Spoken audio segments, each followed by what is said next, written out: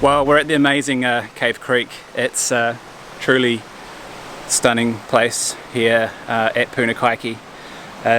We've come here for the night just to have a look around. I've never been here before, so I'm absolutely blown away. It's an amazing place. It's so surreal. It's quite Jurassic Parkish, I would say. I've come with my good friend. Where are you? Oleg. So we're just gonna hang about here at Cave Creek, have a look around, see what we can find. I'll probably fly the drone at some point as well, capture some more of the beauty around here. I'm kind of lost for words at the moment. A truly beautiful place. So at the moment I'm just capturing this shot of this tree just up behind me here. This amazing old mossy tree. I've never seen anything like it before. The West Coast just offers up some amazing sights. So I'm quite wide at around 10mm at f/16 because the sun is just up behind here. So I'm just trying to make sure I can get as much of a depth of field as possible, but also f/16 is really good for capturing sun stars as well. So just having a go at that just to see if I can get that. I've also got a polarizer on, which just accentuates the colours in the tree as well. I'm making sure to take a lot of different exposures. It is quite a bright scene, so it'll be good to be able to handpick from those and then be able to put those exposures into Photoshop and then blend it all together.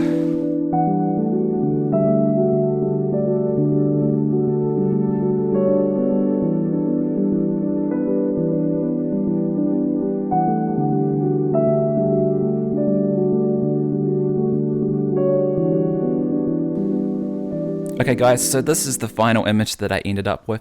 I actually really like it. It gives me that sort of Lothlorien mystical feel to it. And in my last video, when I spoke about forest photography in New Zealand, I talked about how it's kind of important to try and find the order within the chaos. But in this situation, I actually quite like the chaos.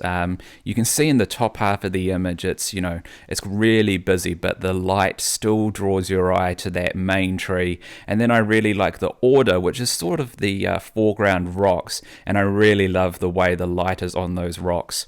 To get this shot, it was essential that I made sure that I underexposed this image. That way I wasn't blowing the highlights out in the top of the photo above the tree. But otherwise, I think it's quite a good shot. I'm really enjoying my forest photography at the moment.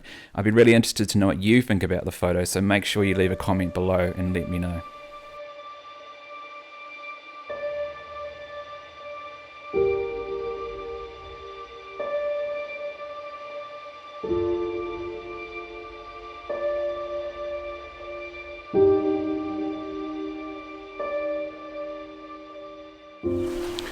So it's the second day now. We're coming on our way back to Christchurch, and we've stopped at a place called Coal Creek Falls, and it's just it smells like poos. I don't know what that is. I think it's like sulphur. I didn't know that this was like a geologically type active area, I guess. So we're just going to head there, see if we can get a few shots of the waterfall. Again, it's overcast and not much light whatsoever, but we're going to try and make do with what we've got, try and make the best of a bad situation.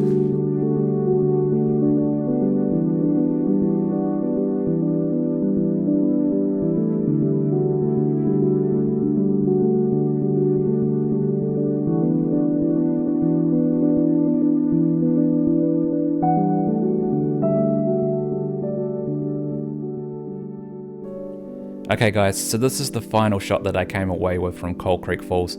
Unfortunately, as soon as we got to the waterfall, it started to rain really heavily, so I wasn't able to do any more vlogging as my gear was just getting absolutely saturated. I'm really pleased with the way that this photo ended up. I actually tightened up my focal range to around 24mm, and I actually did end up cropping this photo a bit in post-production just to make sure that there was a complete emphasis on the foreground and the falls. It's a much more tighter composition, and I actually really like that.